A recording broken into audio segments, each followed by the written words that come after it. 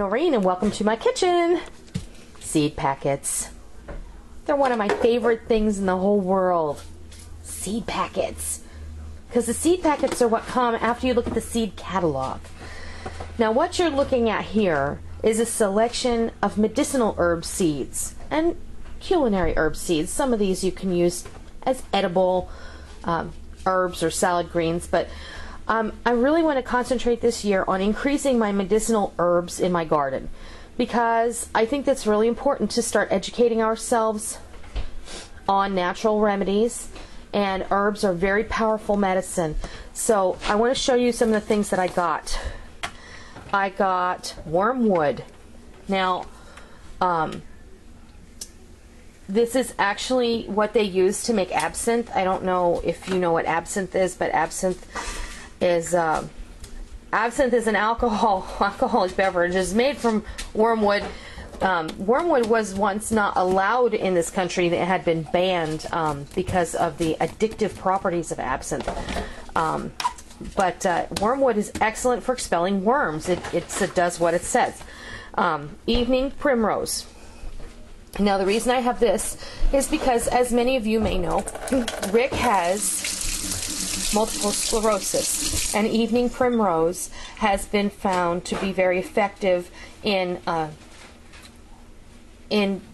treating some of the side effects that are a result of multiple sclerosis. Multiple sclerosis is far-reaching as far as symptomatic problems go, and evening primrose, it actually has a very high linoleic acid content, and it has been found to be very effective in treating some parts of multiple sclerosis.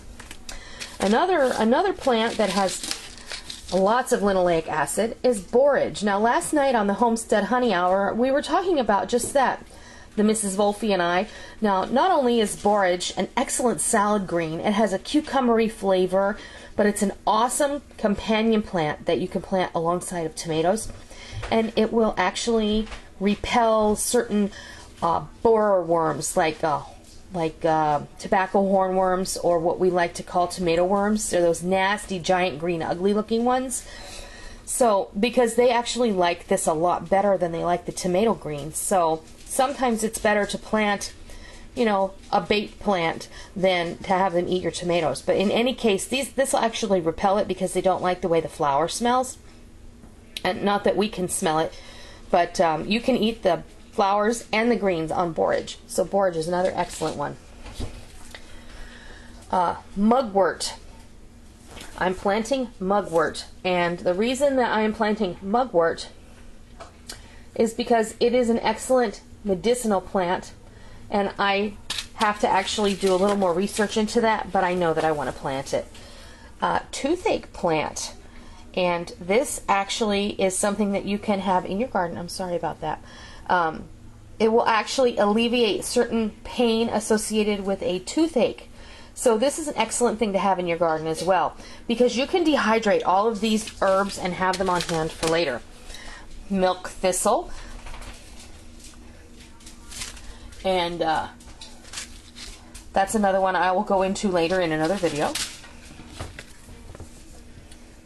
This is Stevia Seed, and this is a sweetener, and this can be, once you dry it and powder it, then you can use it as a sweetener. It will not dissolve in water, but you can use it easily in baked goods. Skullcap. Another one. These are, some of them need to be gone into in different videos. Marshmallow. These are all excellent herbs to start with as far as a medicinal garden. And in another video I will go ahead and explain what all these things do. And then another good resource is Mrs. New America Now. She has a really vast knowledge of medicinal herbs and backyard medicine. I've learned an awful lot from her, and she's helped me to go in a direction where I know that I want to do this. And you have to not be afraid, but I will, as a disclaimer in this video, say, please do your own research. Never eat a wild herb or a cultivated herb unless you know exactly that it is edible and what its effects are. Plants are medicine. It's just that simple. You would not take medicine unless the doctor told you what it was for. So you wouldn't want to put herbs of medicinal nature in your body unless you knew exactly what they were for, because they can be very dangerous. It's just like wild edibles. Never eat wild plants unless you have first consulted with a local expert and you know for a fact that it is safe to eat. So with that, this weekend, in between rain, I'm going to be getting out in my garden because I have 2 boxes out there that are in rather shady spots, and nothing grows very well in them. But I know that herbs will grow well in them. I'm also going to be planting chamomile, and I don't have that seed packet. I don't know why, but chamomile is another excellent plant to have in your garden.